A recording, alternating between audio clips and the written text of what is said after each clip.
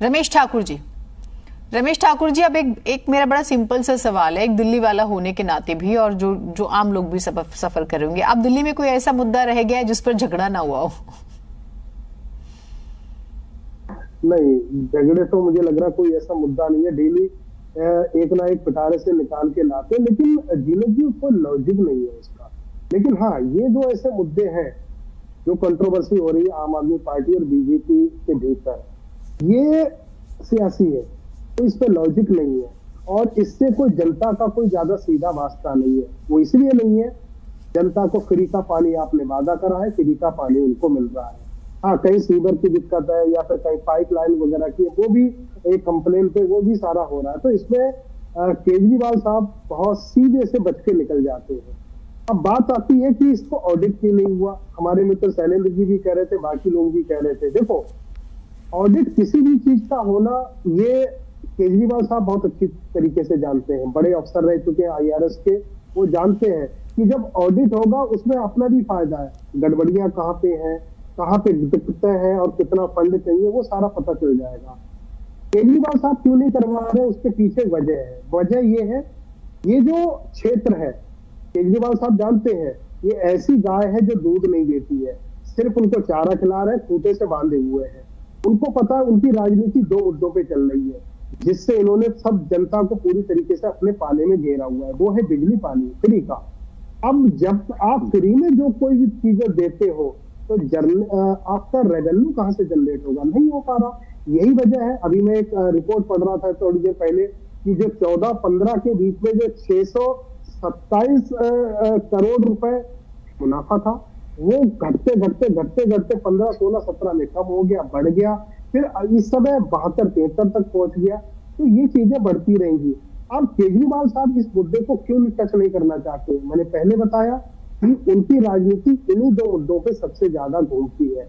अब भारतीय जनता पार्टी का बड़ा एक अफसोस वाली बात है कि आपको 9 साल 8 साल के बाद ये चीजें क्यों आपको समझ में आती है। आप कह रहे हो कि 22 बार हम लोगों ने कॉरेस्पॉन्डेंट किया है, उसका कोई जवाब उसके लिए। अरे, दिल्ली की सरकार यूपी राज्य है, इसके नियम कानून अलग है। आधी तो सरकार आप चलाते हो, आधी केजरीवाल साहब चलाते हो, और जो केजरीवाल साहब के हिस्से में है वो ऐसी कच्ची पक्की है, आप जो चाहो वो कर सकते हो।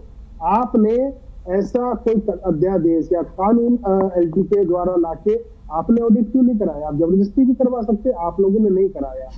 ये मुद्दा मुझे लग रहा भारतीय जनता पार्टी अच्छे से उठा लेती तो केजरीवाल साहब को किसी भी चुनाव में, चाहे MCD का हो या विधानसभा का, उसमें घेर सकती थी। मुझे लग रहा भारतीय जनता पार्टी यहाँ पे पूरी तरीके से चूक गई। अब कांग्रेस का इसमें क्या आता है, वो कहते हैं ना, गांव में 2 मुर्गे को लड़ा दिया और खाट के जाके एक आदमी देखता रहता कि हमारा मुर्गा थोड़ी है, 2 आपस में लड़ रहे हैं, हम तो मजा लेंगे, देखते रहेंगे। कांग्रेस का रोल यहाँ पे ये आ जाता है। लेकिन हाँ, अगर आप कांग्रेस की सरकार हुकूमत को देखो, इससे पहले जो छोड़ के गए थे, तो ये क्षेत्र ऐसा था, कमाऊ था, जो पैसा कमा के देखा था, अपना भी डिपार्टमेंट चलाता था, सैलरी भी देता था, डेवलपमेंट में भी डालता था, और वो पैसा दूसरी जगह पे भी जाता था। वो चीजें दिखाई नहीं देती है।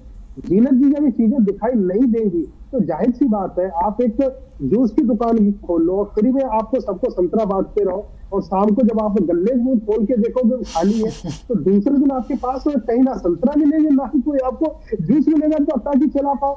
तो वो सारी चीजें देखने को अगर सही से आप एनालिसिस करो तो ये क्षेत्र ऐसा है जो कहीं ना कहीं मुझे लग रहा है केजरीवाल को फायदा दे रहा है, आगे भी फायदा दे रहा है।